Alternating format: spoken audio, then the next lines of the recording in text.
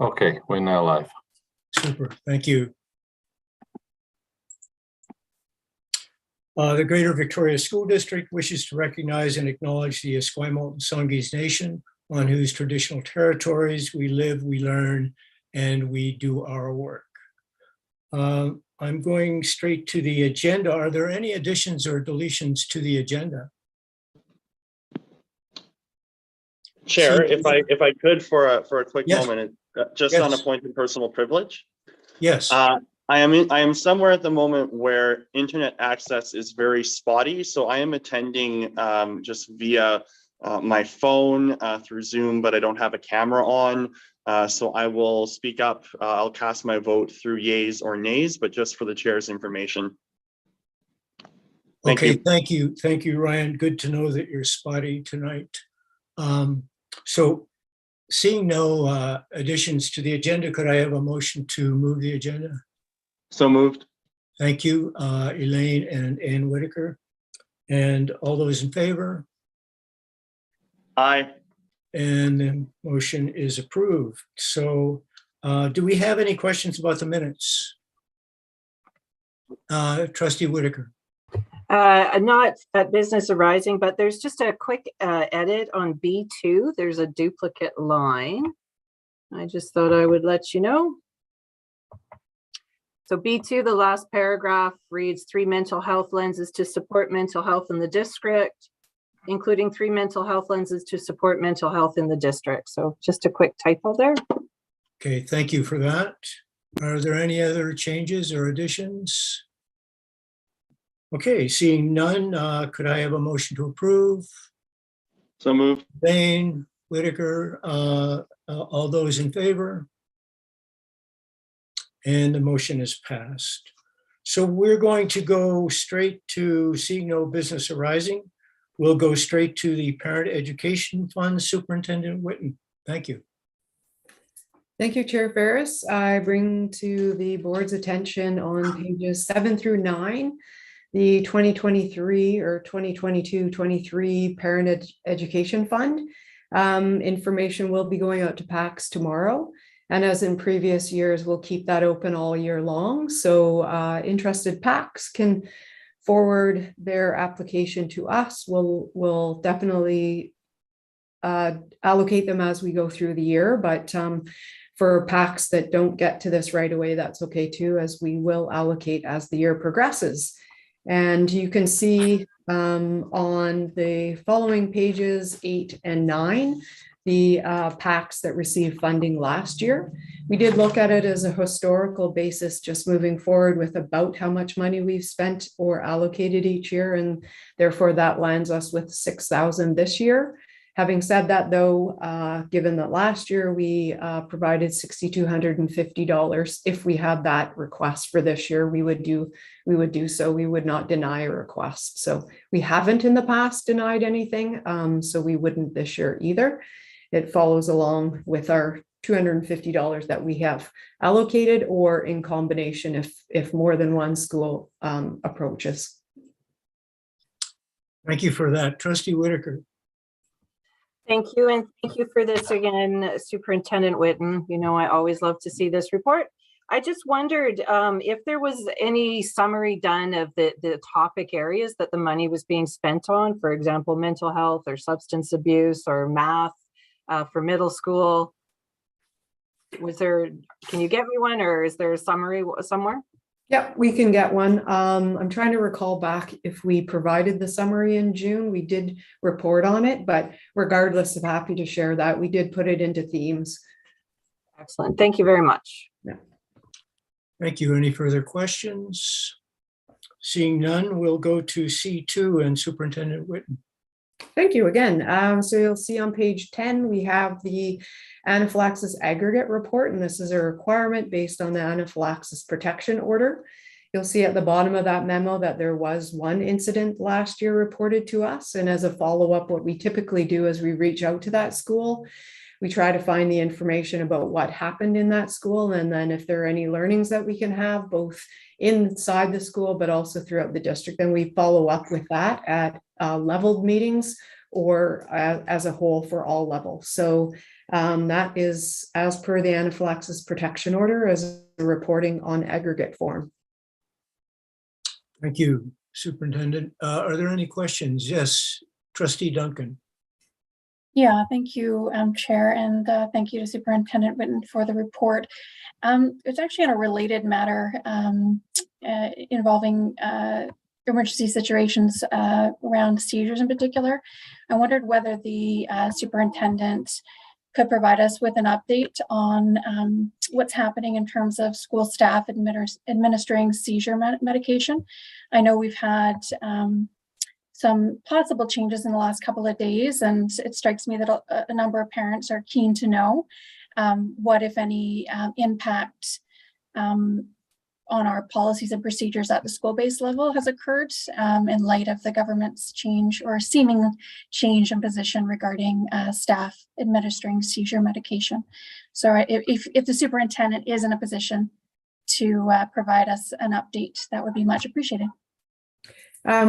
Sorry, through the chair to Trustee Duncan, we are right now looking at that. We haven't made any changes to policies and regulations or procedures.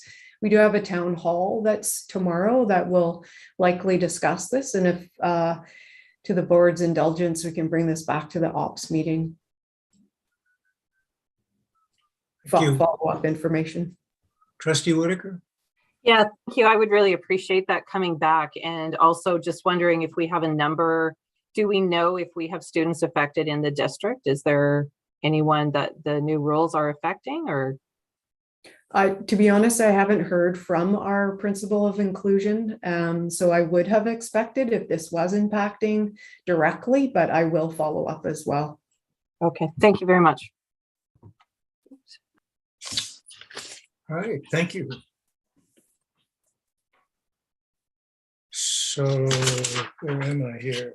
Okay, framework for enhanced student learning. And I believe that's District Principal Renyard, but if I'm correct.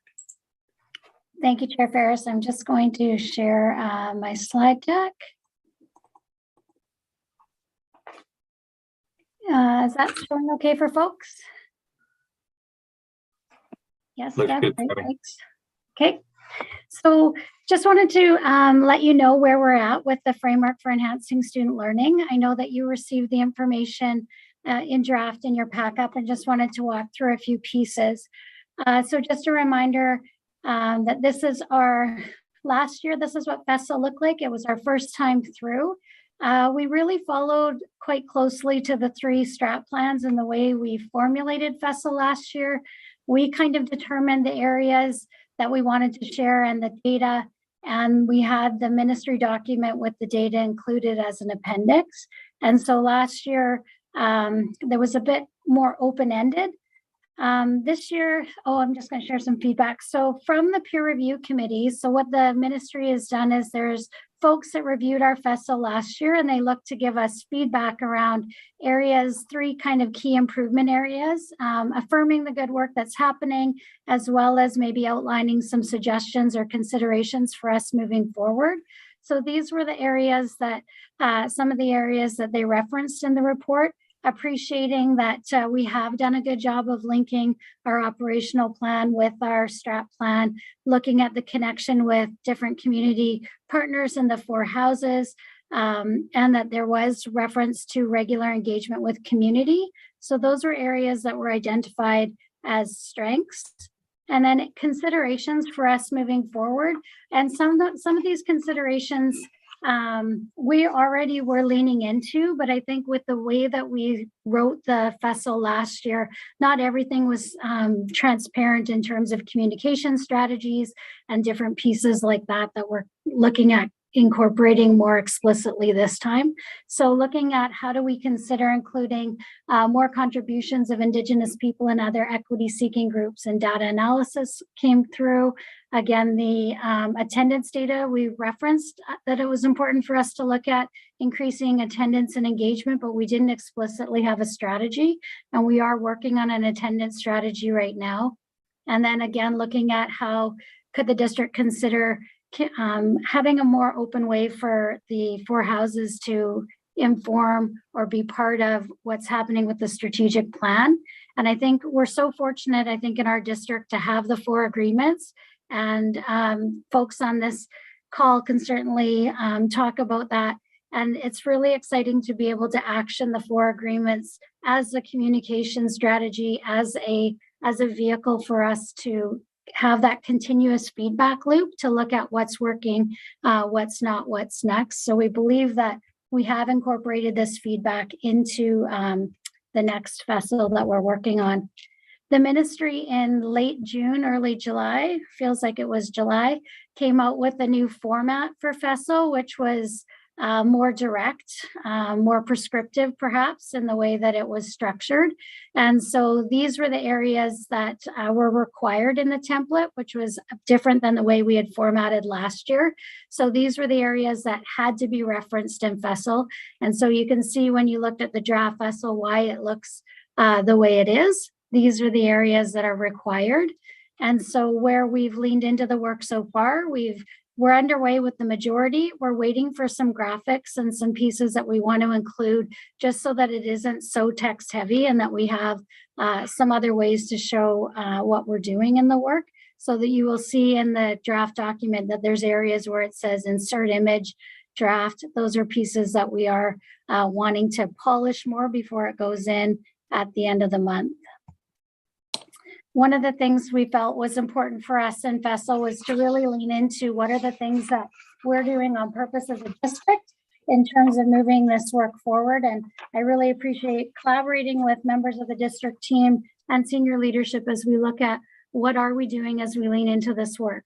And I know when we look at the Indigenous perspectives and considerations, I know that those have been important to the board as well.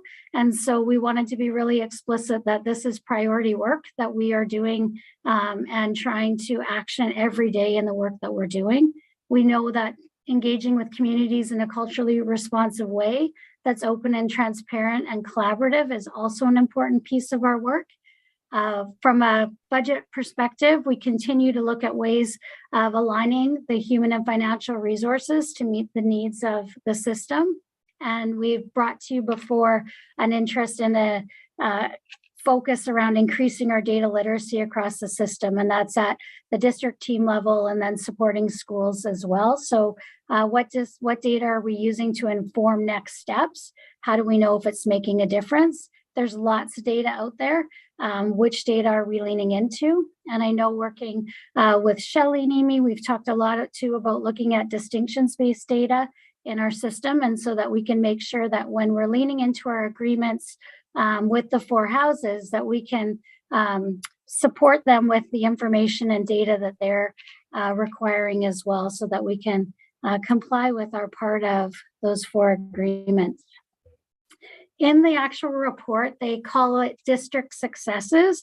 I struggled to put district successes on the slide because it feels like we're taking credit for things that are happening co-created with community. So I'm calling them examples of collaborative structures to support continuous improvement, because I think we should be really, I hope we're really proud of the 4 agreements. And I don't think that that's a district success. I think that's part of our success with the leadership team that we have, as well as board and community all leaning into this work together.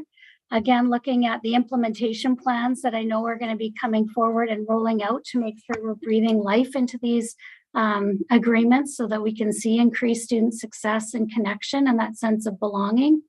Elders Advisory Committee, I think, is something we should be proud of. Again, I don't think that's just a district success. I think we have community folks as well as district folks to be grateful to for the work that's happening there. And another way that we're looking at continually improving is some of the shifts that have happened in Indigenous Ed Department to provide programs and services across all schools. And again, I'm just highlighting a couple. There's way too many things that we've done to go through all of them. We have the development of a district framework for literacy, K-12. We've done a lot of work and really appreciating the connection with our JCCI and subcommittee with GVTA to look at how can we bring some of this work to life in classrooms. And so we've had good support and great conversations around looking at assessment and reporting or communicating student learning.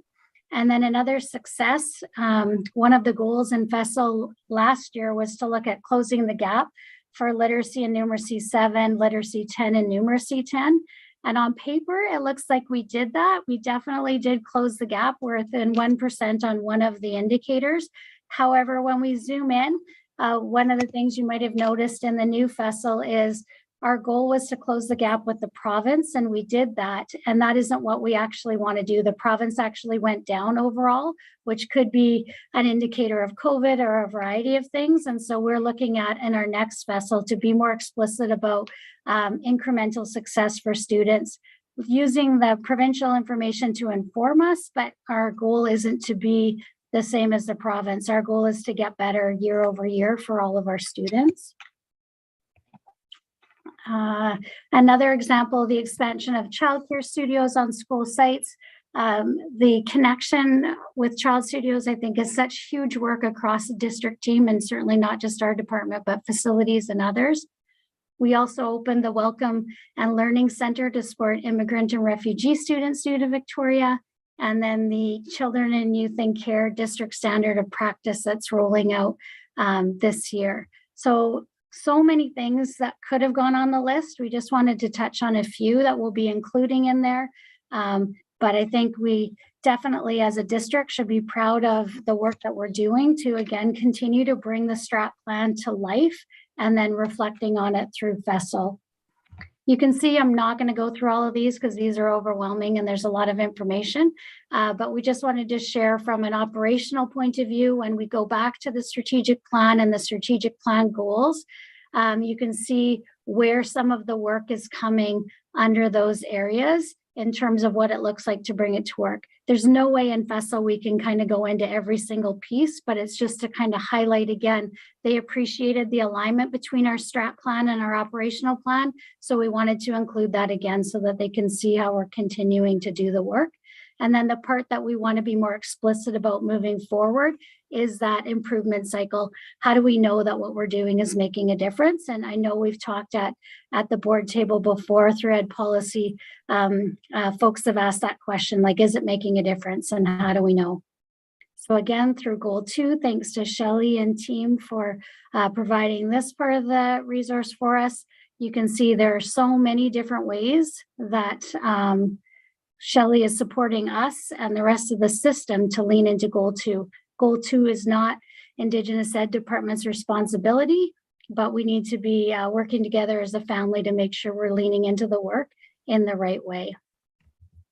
And then goal 3, again, so important in our system, especially as we've talked at this table before, when we look at coming out of COVID and what's that meant. So again, that supporting physical, mental well-being. You can see some of the initiatives that continue and are going deeper. We know it's important to keep going deeper on the things that we have in place and not keep adding more on. So you will see through lines of year over year where we're continuing to kind of stick to the knitting of the things that matter most, because we know that just picking up new initiatives all the time is not going to get us where we need to go. We need to go deep on the ones that matter so that we can actually get to that place where things are implemented and look at data to see if it's making a difference. So next steps, on Friday, this went out to partner groups. We're expecting to maybe hear back some feedback or questions. We'll look at editing, revising, adding the graphics that I referenced earlier, which will be the communication strategy and some of those pieces. It will go to the September board meeting, and then it does get submitted to the ministry. The deadline is September 30th.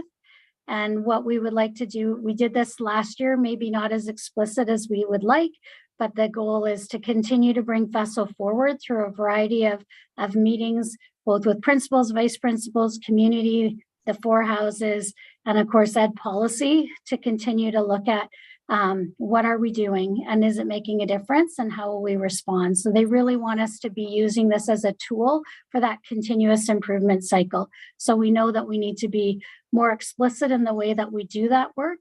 And again, when we look at some of the focuses around putting bringing the agreements to life in our district, when we look at communication strategies, and again, working with PVP just to see how is this actually landing and what does our data show us.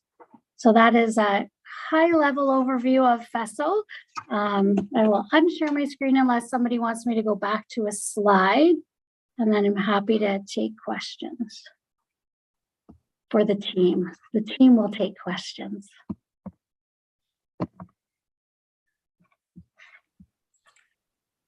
Well, thank you very much for that, Principal Reynard. It's so interesting, and I know we'll be hearing more from you over the year at Ed Policy with many of these questions. Do we have any questions for tonight? Yes, Trustee Duncan. Yeah, thank you, first of all, for providing us with that high-level overview. I found it really sort of interesting to have a read through the draft and see how it has evolved from the draft last time around last year. I can certainly see in terms of the template being used, some of the input from from stakeholders and also in particular from the ministry. I wanted to touch on a few areas, one of which is the missing data. So I note that there's a number of data sets that are not currently in the draft, and I'm wondering when those will be available. In particular, there appears to be sort of a theme in terms of the missing data sets. They seem to be around Indigenous student achievement, children, youth, and care achievement. In some cases, there's some missing data to do with students with disabilities or diverse abilities. And so I'm just wondering when we can expect to see that data. So that's the first question I have. And then I have a few more, if I may. So are you meaning in the graphs from the ministry, like the data sets? Yeah, so often that data is masked because the numbers are so small. So in the public report, that information isn't communicated. So what's the threshold being used? So, I mean, we're in our district. My understanding is that we're talking about hundreds of students or more in some cases.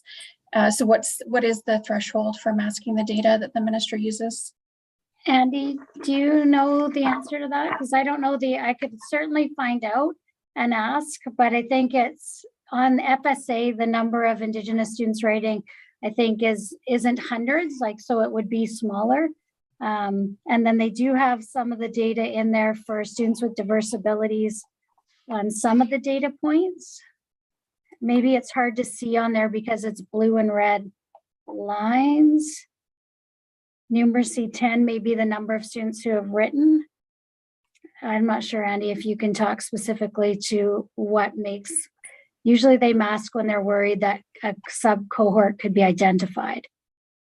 I do not know the thresholds, unfortunately, but happy to work with you, Tammy, to find out.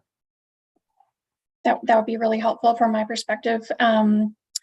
Yeah, small data sets, of course, it's expected to see the mass. I just was surprised to see them masked in this case because my understanding was that the data sets in most cases wouldn't be small enough to mask. So it would be interesting or I certainly would like to know, because for our purposes, when we're looking at data, it's obviously very important that we have access to the right information to understand how students are doing, and in particular where we want to be focusing our human and financial resources to address equity issues in respect to certain students. So thank you. The other, if I may, Chair, continue, and I'm happy to let another colleague ask a question for you to come back to me. Yes, carry on. Okay, thank you. So the other thing that I was interested in kind of teasing out a little bit and having a discussion about was around some of the strategies. So I know that we're seeking to develop implementation plans and align those with operational plans. We've got some frameworks that we're working on and so on. I'm wondering how that all will come back and be reported back, because it strikes me that, I think one of the reasons that we've talked a lot about implementation and how will we know if the strategies and plans are working, it strikes me that part of that is sort of agreeing on a process to report back, to a process to monitor. I mean, at this point, I would like to see a little bit more clarity about how that's going to happen. I appreciate that this is only our second year using the framework as a tool, but I certainly would like to see us tease out how the plan will be monitored, what we're monitoring for, and how that will be reported back. In particular, we've talked about reporting back coming through Ed Policy. I'm wondering if there's an opportunity to use some of our ad hoc committees to report back through, and whether some of the work and reporting through staff committees, whether that will also come back through Ed Policy or through one of the ad hoc committees. So just be interested in a view on sort of how you envision some of that monitoring and reporting back cycle, what that cycle you envision looking like in the next year or so. Yeah, Deb.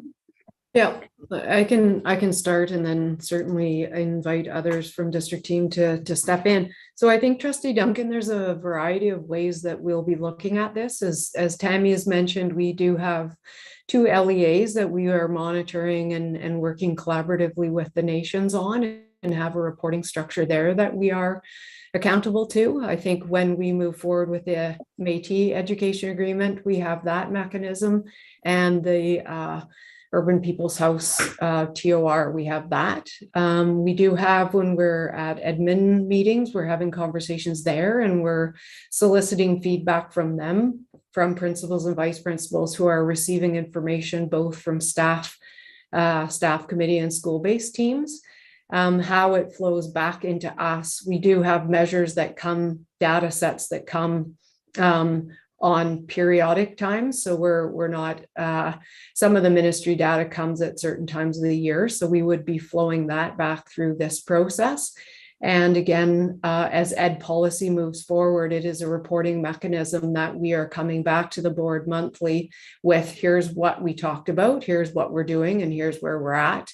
And as we bring forward data literacy pieces, that should involve the data points that we have access to.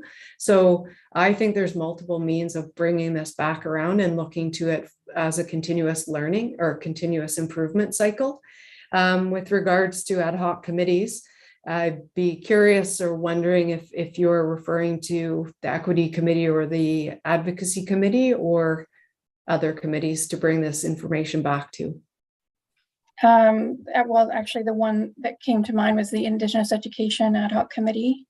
But I think that ad hoc committees in general are an opportunity to do some of this work of sort of teasing out and clarifying, what will be reported back when, what does that look like, doing some of that detailed work before it comes to Ed Policy.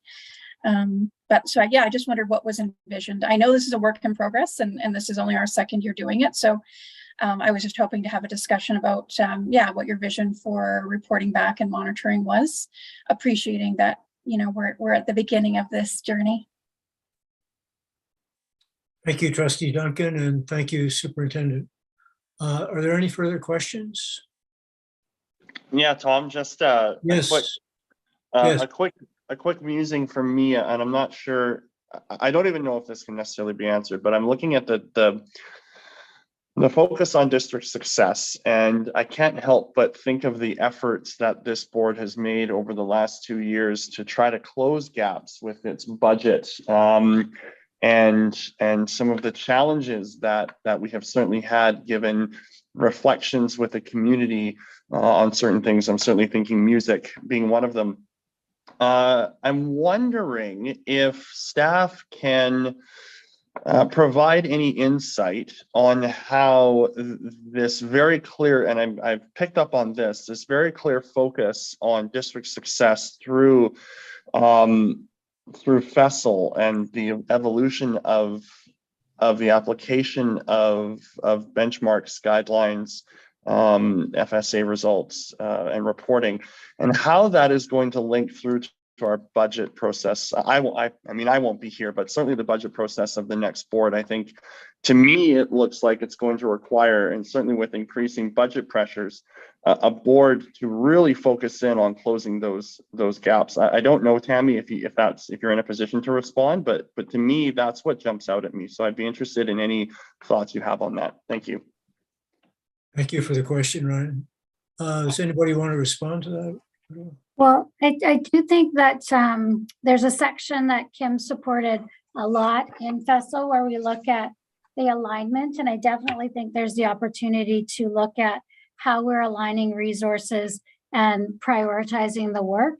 And so I think if you look at under alignment for successful implementation, I think that's been is really thorough in terms of outlining, Trustee Painter, what you're asking about, how do we prioritize the work?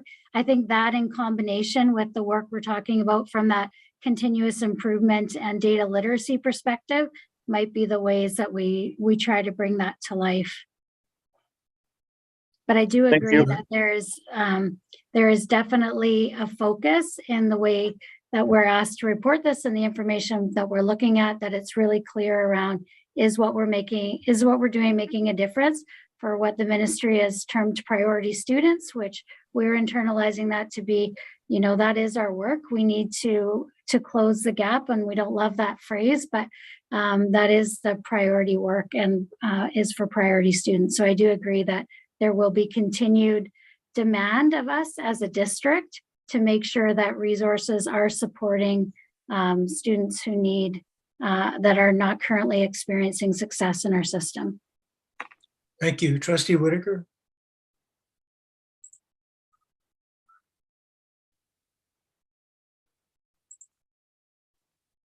Trustee Whitaker?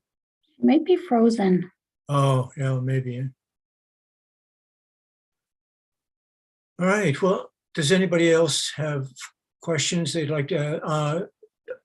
Dr. Niemi, did you want to comment? I can comment just to support some of what Tammy's saying too, just and to respond a little bit to Trustee Painter.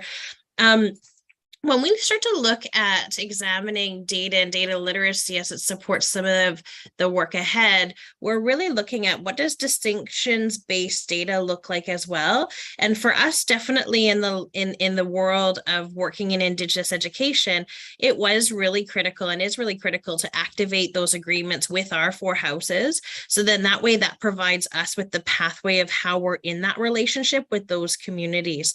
And so we can support what does that look like in particular for the communities that we're serving, and how they participate and can be included in some of the conversations that are happening around not only the board table, but the decisions that are happening across an education system. And so I do think that the mechanism for us is through those agreements that are in place. And I do think that we continue to examine what does distinctions-based data look like. So then that way we can ensure that we're informing community as it relates to the service delivery for their students, and what might that look like, and how can we actively engage in a meaningful conversation that way.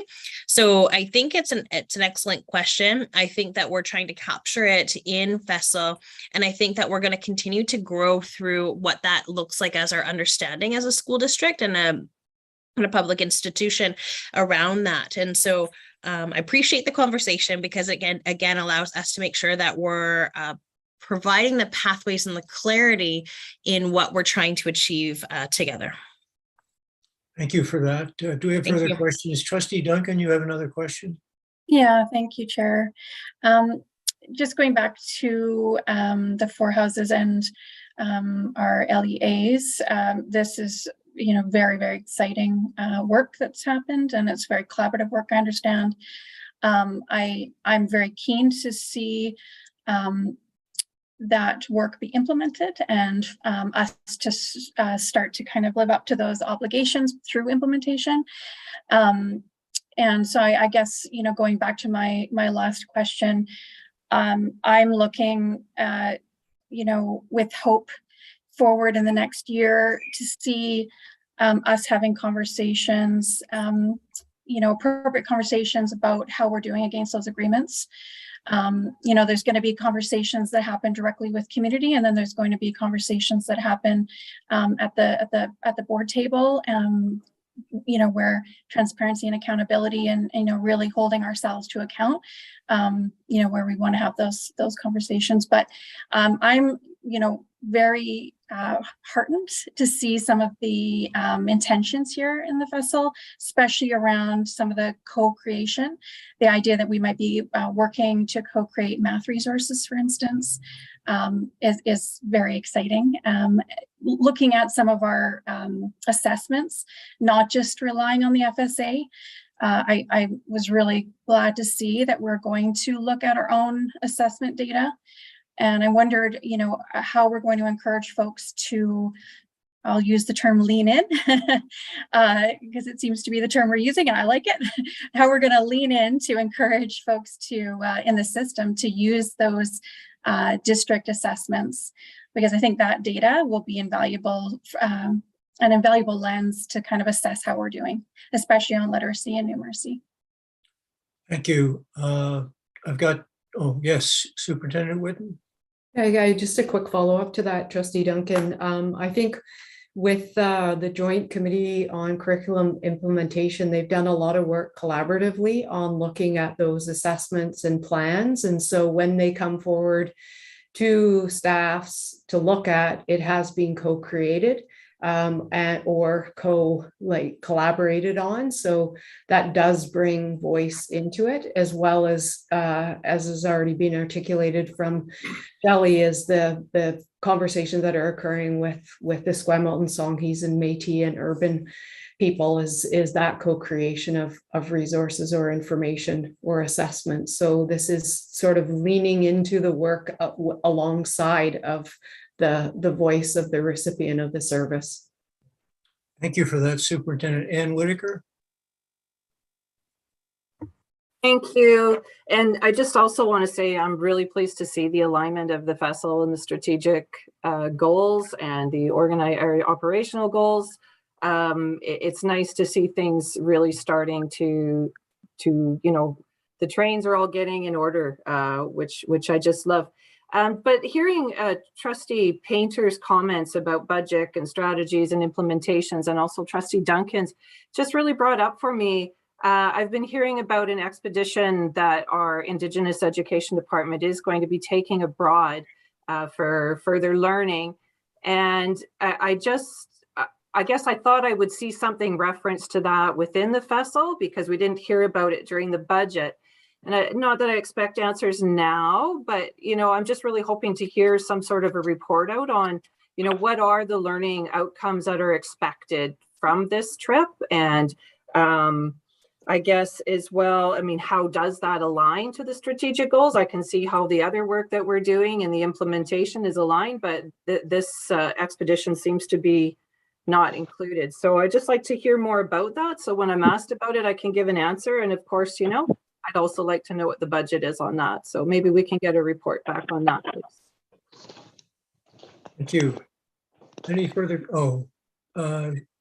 Dr. Naomi, did you want to respond to that? Sure, I can briefly respond to Trustee Whitaker, and then what I'll do is we definitely can find the mechanisms to be able to provide a fulsome response upon return, I guess I'll say.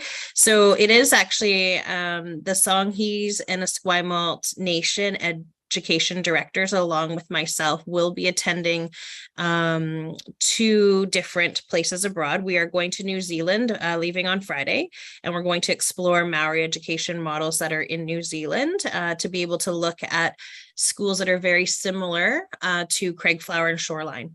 And so we're going to be looking at models that will benefit the opportunities for learning, and looking at touring 10 different schools while we're in New Zealand.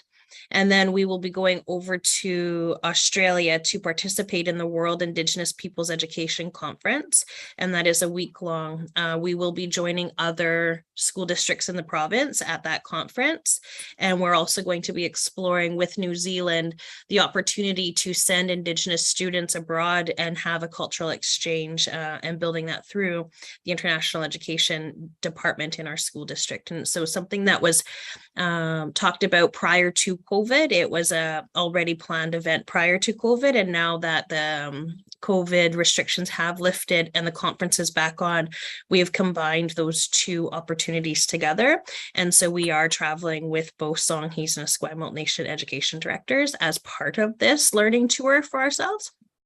And I think it's a wonderful opportunity to be able to bring that back to the school community and look at how it continues to link through not only the local education agreements, but the service delivery models that are a possible potential for us.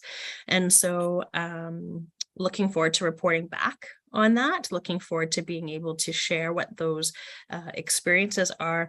And I think the growth of where we can take some of the shared learnings together forward for our school district and community.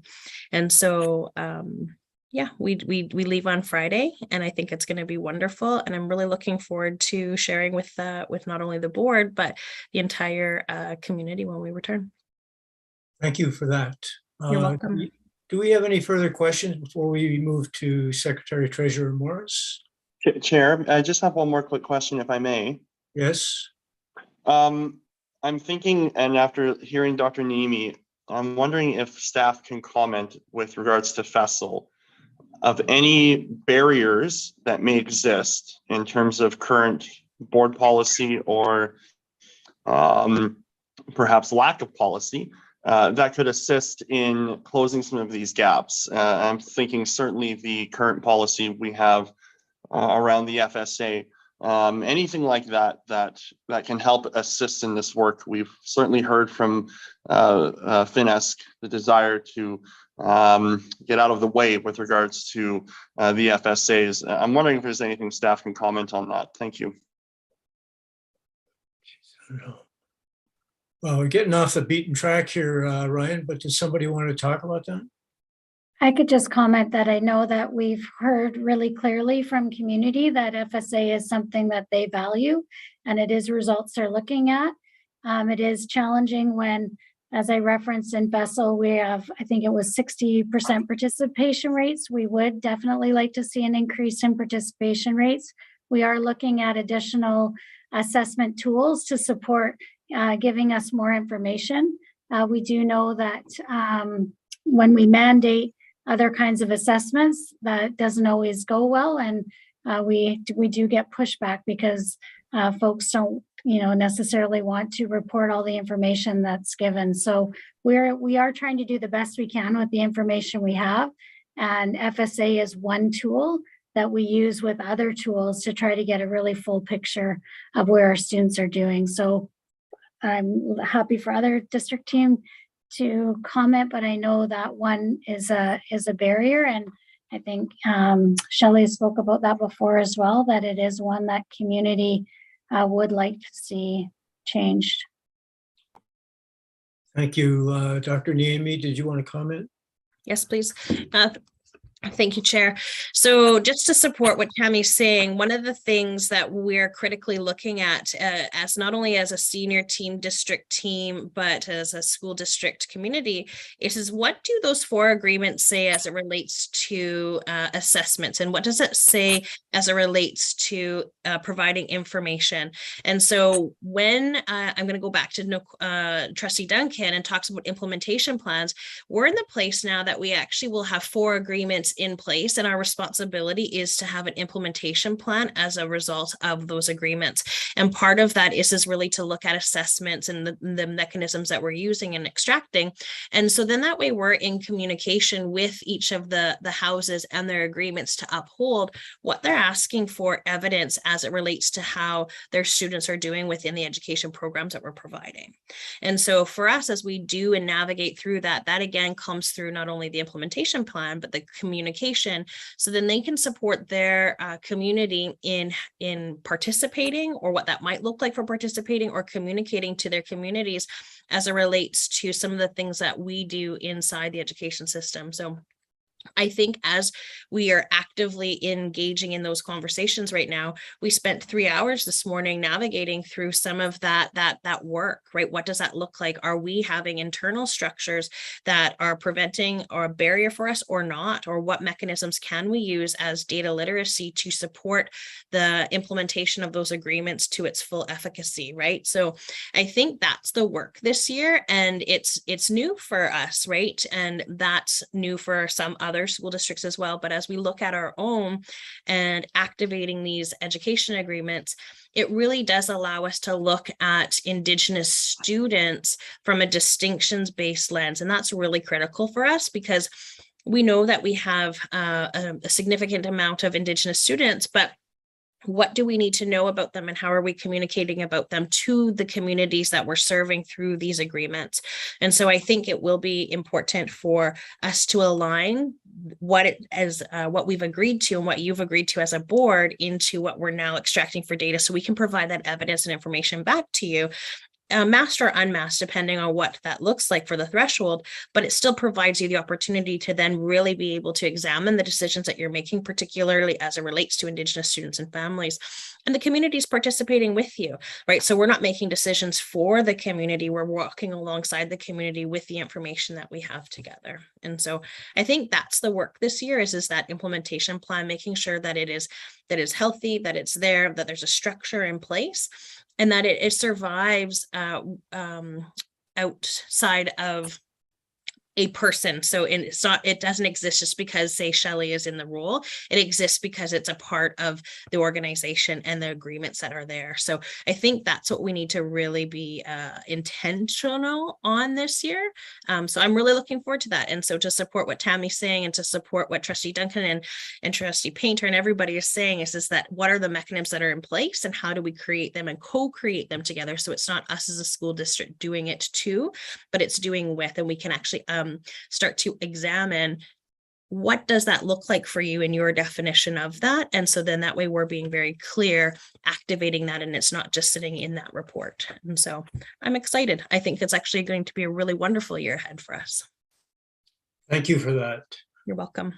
Trustee Duncan, you have another question? I do. I'm excited about this topic, Chair. Good, good. Student success, how we can improve it, all the planning and work going on is exciting.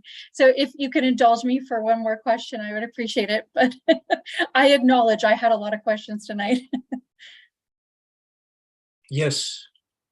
Thank you. So, and thanks to everybody who's, I see the passion and the interest in the subject, and I know we're committed to seeing results and kind of growing this whole approach. I just wanted to touch on, well, first of all, I guess, thank you to Dr. Nimi. I'm looking forward to hearing about your travels and what you've learned when you come back and how that links back to supporting Indigenous students. I look forward to hearing about more collaborations with others who've got unique and innovative approaches.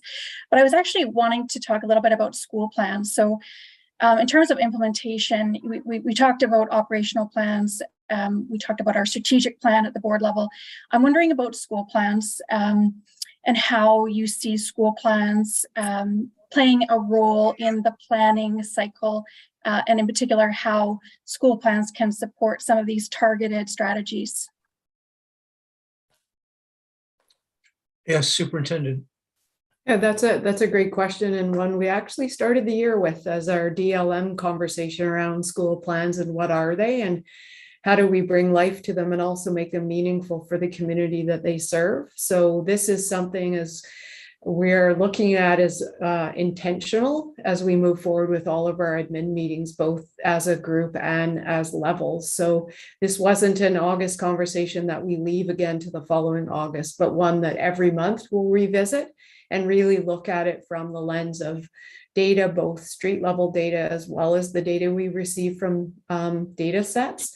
And what does that look like inside the school? And how do we come together to support that goal? And how do we reflect that within either our FESL or within our continuous improvement? So this conversation, while it has gone over many years, we really did reset this year at the DLM and look forward to having that woven throughout all of the meetings. So we know with district strategic plan that guides us. We also have school growth plans that also come together and really on the ground work that occurs. So the two have to be connected and they also have to speak to one another and reflect the goals and strategies of both.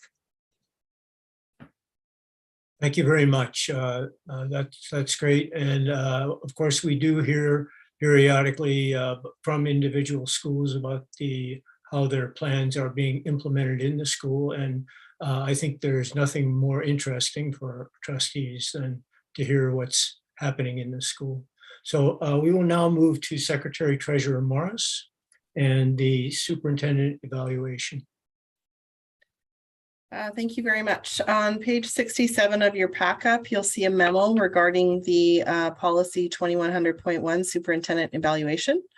In September 2020, the board adopted this policy in draft with the intention of bringing it out of draft after evaluating the superintendent after 1 year. So our circumstances have changed. We have a new superintendent. This policy has been in draft for 2 years. And so we're bringing it tonight to see if the board would consider bringing it out of draft and making it a policy, recognizing that policy can change if this is not the policy that will meet your need after an evaluation's done, that we can take another look at this policy and policy can be changed. So you see a draft or a suggested recommendation to move draft policy 2100.1 superintendent evaluation adopted in September 2020 out of draft and formally adopt as presented to establish the process for evaluating the superintendent. Do I have a mover? So moved. Thank you. It was Painter and Leonard. Trustee Duncan. Yeah, thank you, Chair, and thank you to the Secretary Treasurer for bringing this forward. It's certainly one of a number of items that will need to be addressed that haven't. Certainly my understanding from 2 years ago was that the board committed to review the draft in light of the former superintendent's performance evaluation. So in light of using the policy for the first time, we did not conduct a review following that evaluation.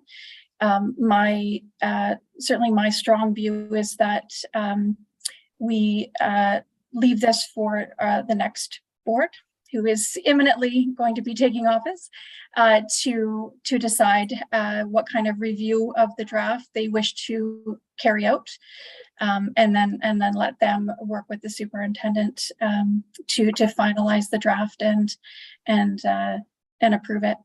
I think that while it's unfortunate that the board has not addressed this before now, equally I think it's maybe, in my view, a little late in the day to be doing this when we've got a new board about to take office in the next month and a half or so. So I will certainly eagerly listen to my colleagues' views, but my sense is that we need to table this until maybe December when the new board gets its feet on the ground. Okay, Trustee Painter, did I hear from you? Yeah, thank you, Chair. I'm supporting this. I appreciate the comments from my colleague. However, we were elected to serve up until the time that the new board is sworn in. That means all the work that we do up until and including the day before is this board's work, which in my humble opinion includes this evaluation, which we adopted in September 2020. This is still this board's work, and even though there is an election forthcoming, we still have important work to do, which is why we are meeting. So my opinion and perspective and hope is that we can move this forward as it has, as we'll note, given the date, been 2 years in the making, and I think we are well placed to move this forward. Thank you. Thank you. Trustee Whitaker. I would like to amend under process number 1. I would like to strike chair and make it the board. Okay. So is that an amendment, Trustee Whitaker? That's my hope, yeah. Do I have a seconder for that? Don't need a seconder at committee, but I would second it. Okay. Secretary Treasurer, did you have your hand up to speak? I did. I just, yeah, I am trying to, sorry, what was the amendment again? Trustee Whitaker, sorry. Sorry, under the, sorry, I gotta scroll up a bit. So under process, the very first line, it says the chair will appoint. I would like that to be the board will appoint. Yeah, I think there was significant work done between the board and the superintendent, or the chair and the superintendent, at the time of drafting this language. So the intent tonight, in my opinion, and I might be wrong, is not to amend the policy itself, but to bring it out of draft where it's been for 2 years as approved by the board. And I think any changes to the language may need to be discussed between the superintendent and the board. I think this was co-created as a collaborative effort, and so that's just my comment on that. Sorry. Thank you. All right. Chair, if I can, Chair. Yes. Since there is an amendment on the floor to, I'm assuming that the amendment, since it's there, is up for debate. Although I do hear the Secretary Treasurer's perspective. This piece where it has the desired amendment, the original wording is in keeping with current practice of this board. If there is a desire to change policy in terms of appointing trustees to advisory or other committees, or Can I call a point of order and speak to this before everybody else debates on it?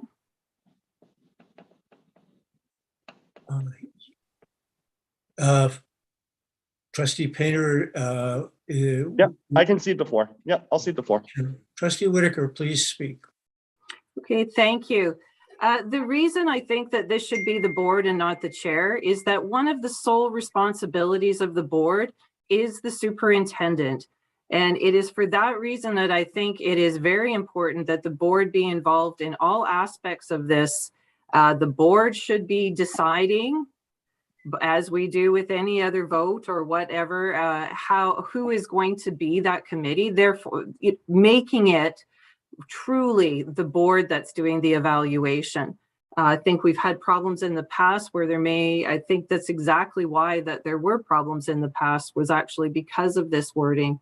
I just think it is the responsibility of the board, and every single board member should feel like they have had a piece and a role in it, whether it's choosing the people that are doing the evaluation or being those doing the evaluation. So that's my thoughts on it. I think it doesn't really change much beyond that, but it does make the entire board fully accountable 100% to doing this. Thank you, Trustee Whitaker. Trustee Waters. Did Ryan have a chance to finish? I don't want to take over if you're. I could, if with the chair's indulgence, just. Okay. All right. So I've got Painter, I've got Trustee Waters, and I've got Trustee Duncan.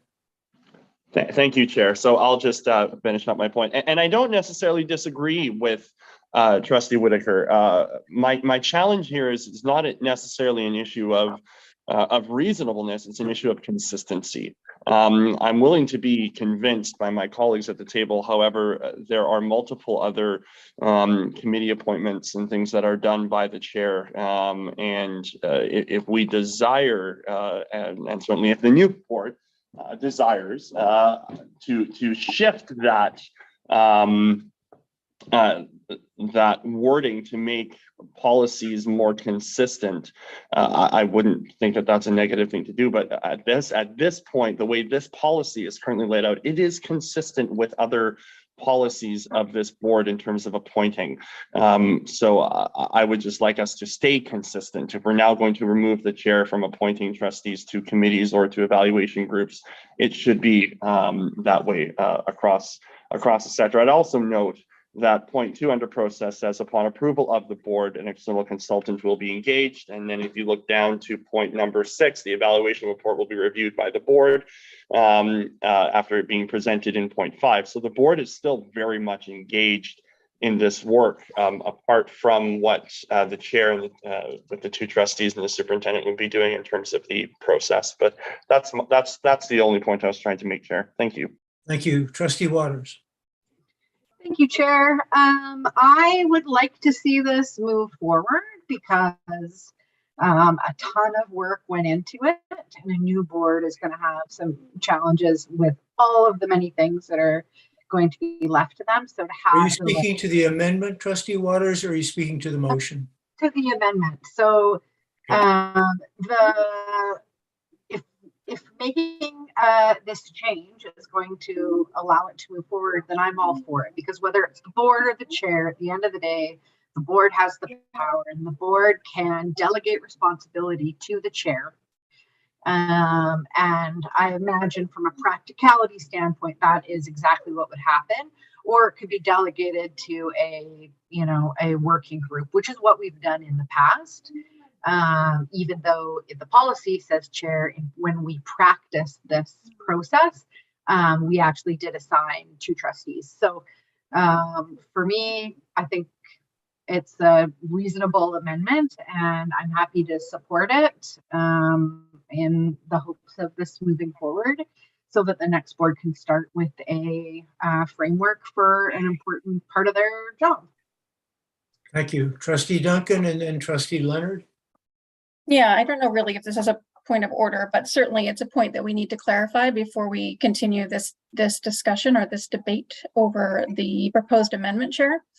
If you look in the pack-up at the motion that the board passed in September 2020, on page 63 of the pack-up, what the board committed to in that motion was that the policy remain in draft until the first evaluation is concluded.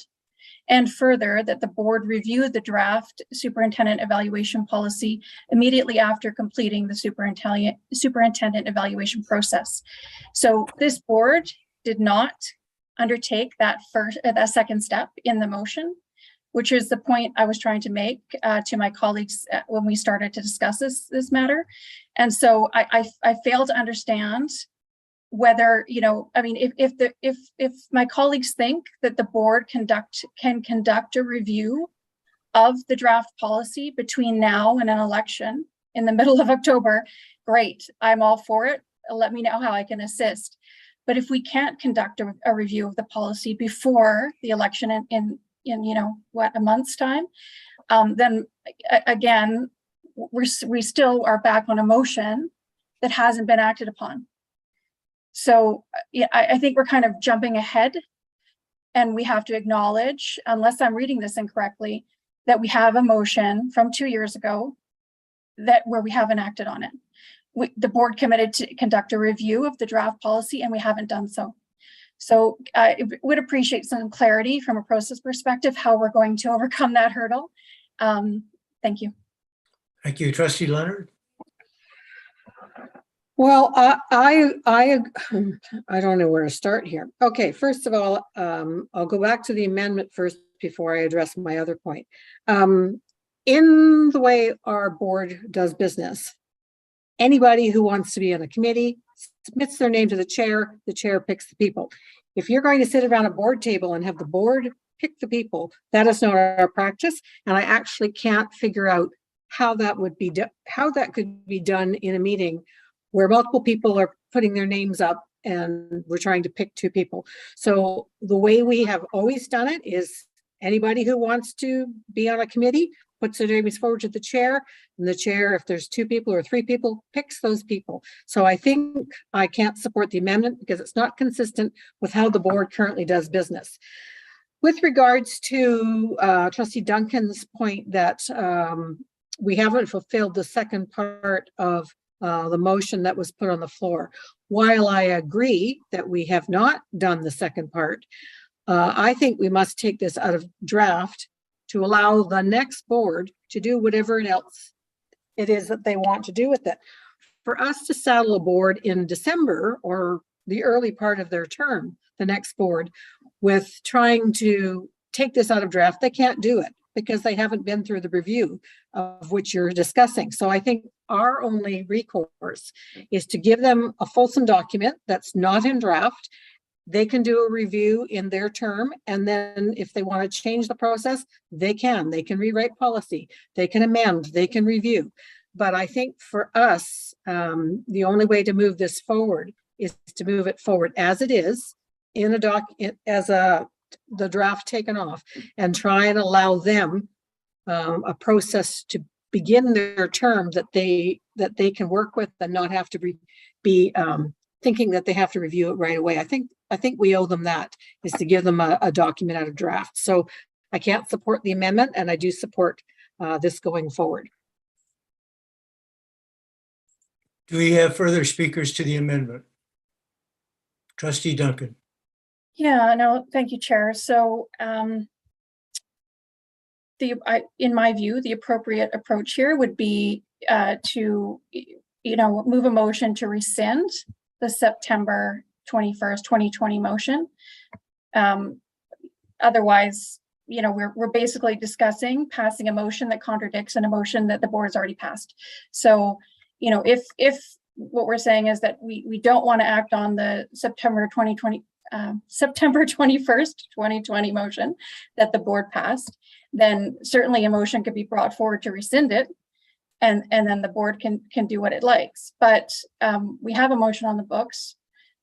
Doing anything tonight that contradicts that motion would be procedurally incorrect. And so, maybe my colleagues that want to get this out of draft so that the next board doesn't need to review it would like to move a motion to rescind the September motion. I don't know, but I certainly won't be voting on any amendments or any change that contradicts a board motion that hasn't been acted upon. All right. Okay, do we have any further speakers? Trustee Leonard. Procedurally, if I could ask the Secretary Treasurer, could we move, because the motion's on the floor now, could we move the motion that's on the floor and then after that rescind the motion if we wanted to after the fact? Or does one have to be done before the other? If you have the support to do so, you can. I would not rescind the entire September 2020 motion. I think what you're considering tonight is rescinding the second part of the motion, because I believe the first part approved the process, and that's very important and was very long in coming. So if you think you have the support to move one before the other, otherwise you're free to rescind the second part of the September 2020 motion if you like. Thank you.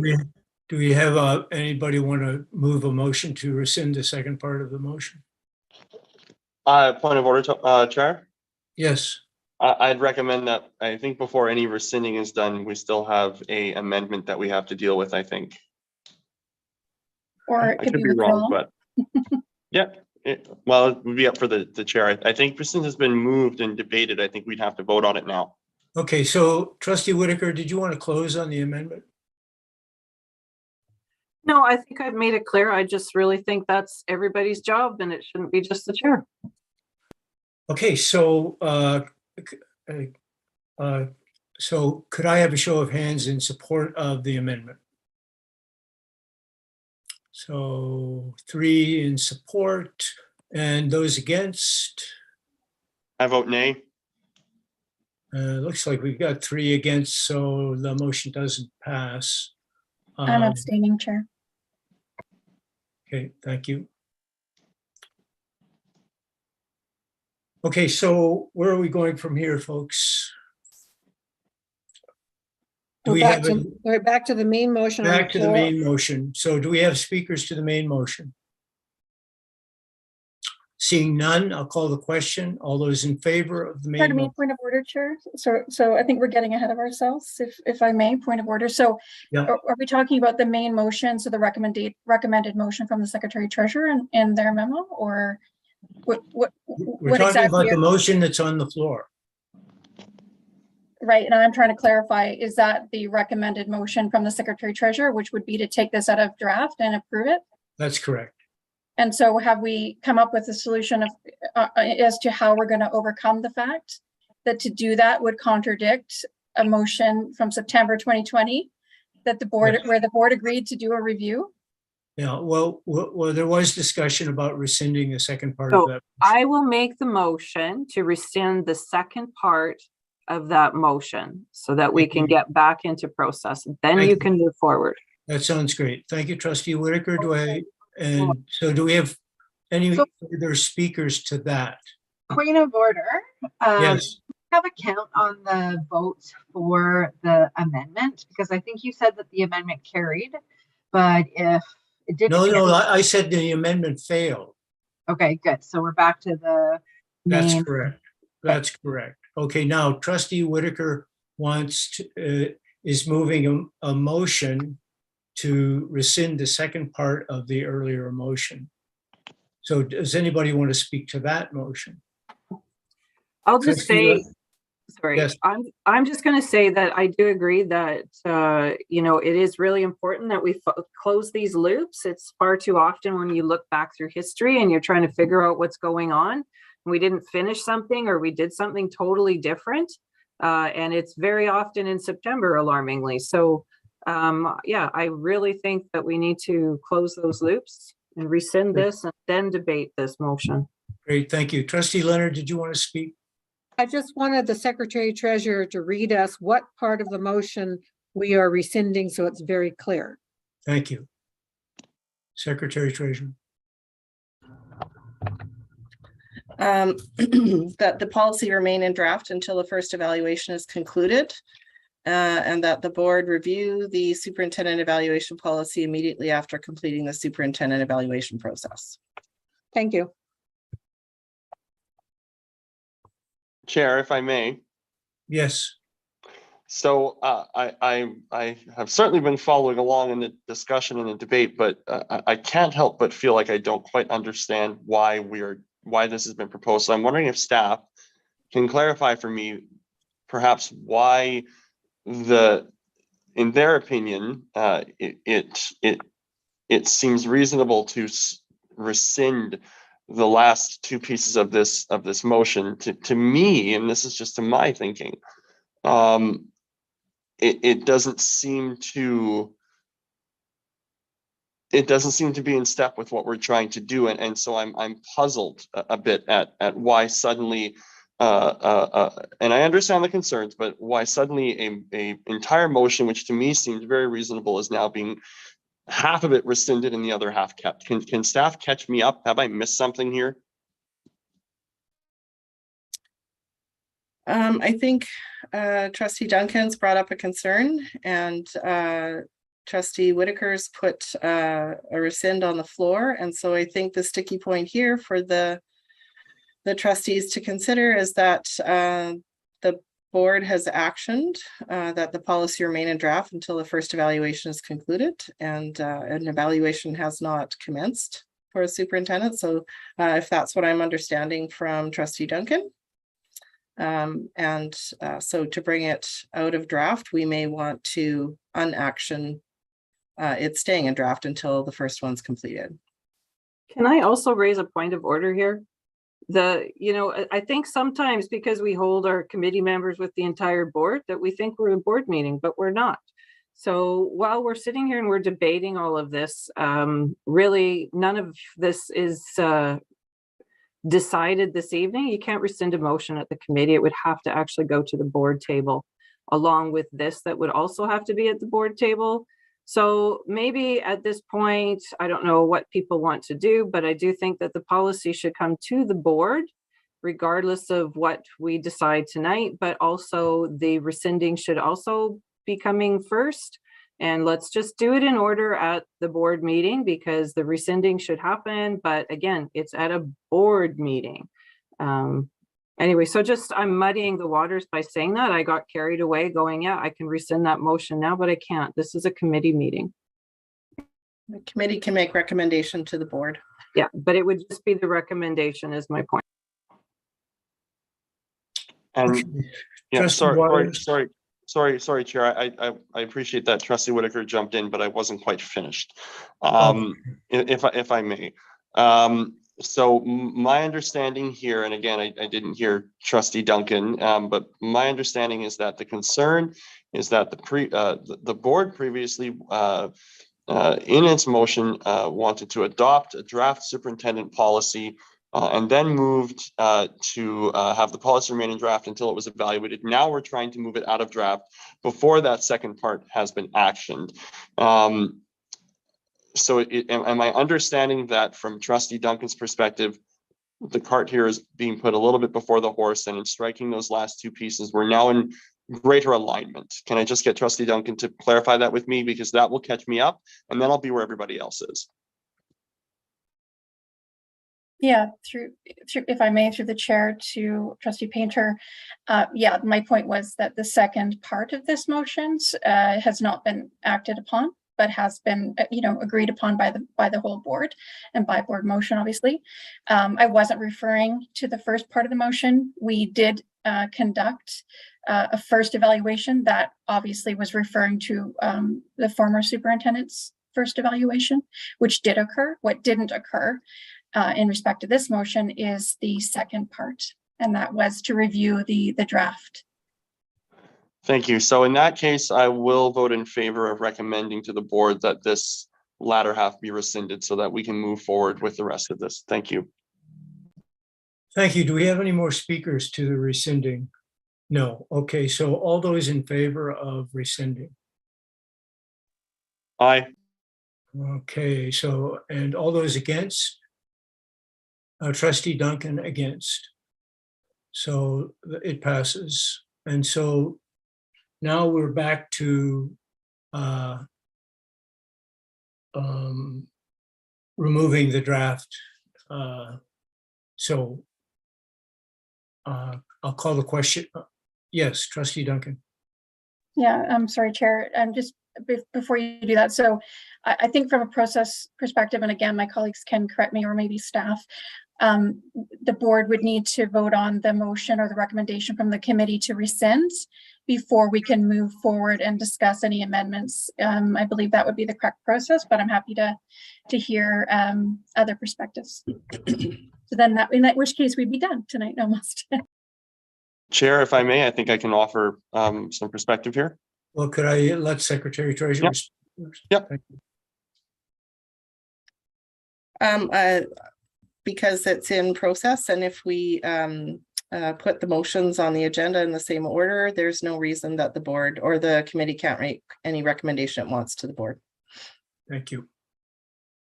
Okay, Trustee Leonard. Yeah, I see no reason why we can't move forward with the motion that's on the floor now.